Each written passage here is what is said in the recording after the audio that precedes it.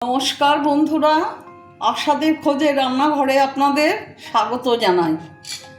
আজ আমি রান্না করব সয়াবিন দিয়ে আলু দিয়ে ডালনা। নিরামিষ দিনের জন্য এটা একটা পারফেক্ট আইটেম। আমি সেই জন্য রান্নাটা করছি। এই দেখুন, সয়াবিন এইভাবে সেদ্ধ করে নিয়েছি। এবার সয়াবিনগুলো আমি এইভাবে চিপে চিপে জলটা পুরো বের করে তারপরে রান্না করব। আর এখানে আলুও বয়েল করে নিয়েছি। এখানে মশলার জন্য নিয়েছি টমেটো, কাঁচা লঙ্কা, আদা, আর এখানে হলুদ, শুকনো লঙ্কার গুঁড়ো, জিরের গুঁড়ো, ধনের গুঁড়ো, ফোড়নের জন্য শুকনো লঙ্কা, তেজপাতা আর জিরে।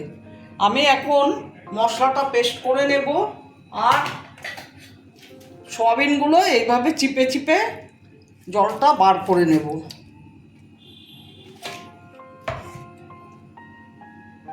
মশলাটা আগে পেস্ট করে নেব নিয়েছি। আর এখানে দেখুন, এগুলো ভালো করে চিপে চিপে নিয়ে নিয়েছি। এবার আমি গ্যাসটা অন করে দিচ্ছি। সাদা তেল দিয়ে দিচ্ছি। প্রথমে সয়াবিনগুলো আমি ভেজে নেব।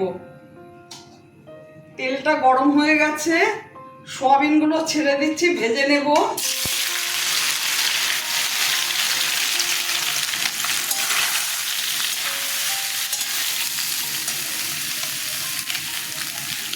অল্প নুন দিয়ে দিলাম, একটু হলুদ দিয়ে দিলাম, ভেজে নেব। সয়াবিনগুলো ভাজা হয়ে গেছে, আমি এখন তুলে নেব।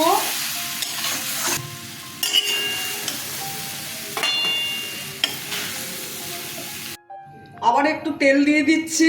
তেল গরম হয়ে গেছে, এবার আলুগুলো ভেজে নেব।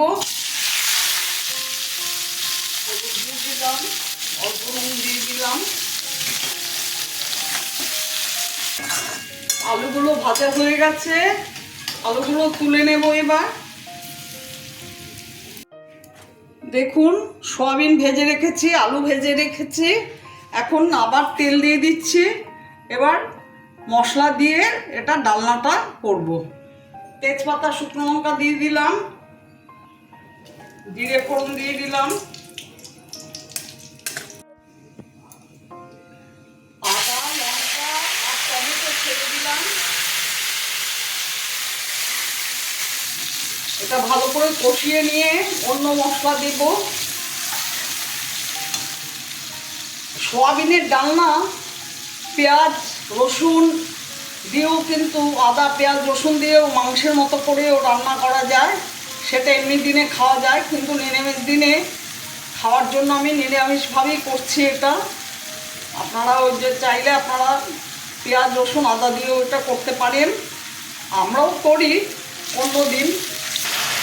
টমেটোটা ভালো করে কষিয়ে নিলাম, নাহলে কাঁচা কাঁচা গন্ধ করবে।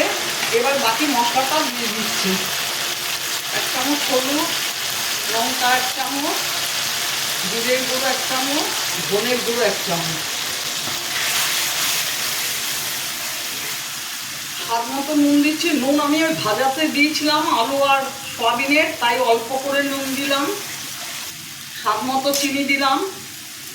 আপনারা মিষ্টিটা যে যেমন খাবেন সেইভাবে দেবেন। কষানো হয়ে গেছে, সয়াবিনটা ছেড়ে দিচ্ছি।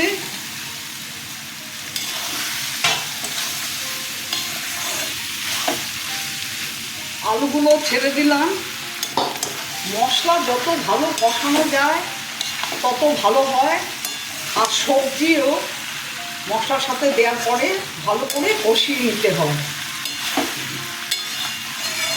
আমি সব সময় মশলা ভালো করে কষিয়ে নিয়ে, সবজিগুলো ভালো করে কষিয়ে নিয়ে তারপরে জল দিই। আপনারা ঠিক এইভাবেই করবেন।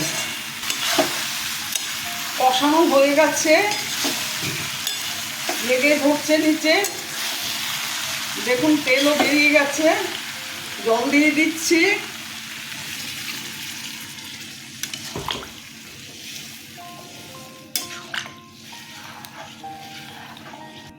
এখন মিনিট 3 জন্য ঢেকে দেব।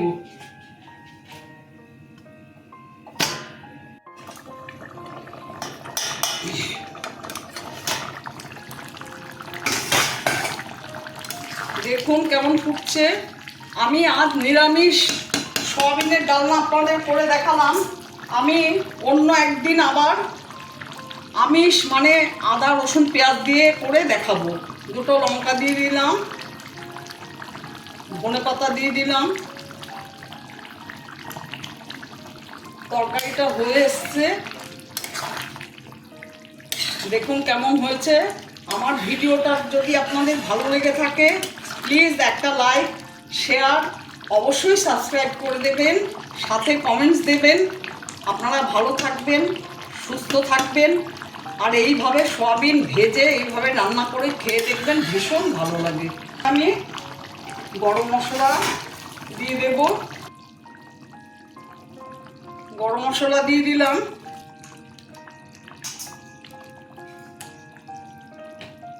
এক চামচ ঘি দিয়ে দিলাম। এখন গ্যাস অফ করে দিচ্ছি, 2 মিনিট পর সার্ভ করে দেব।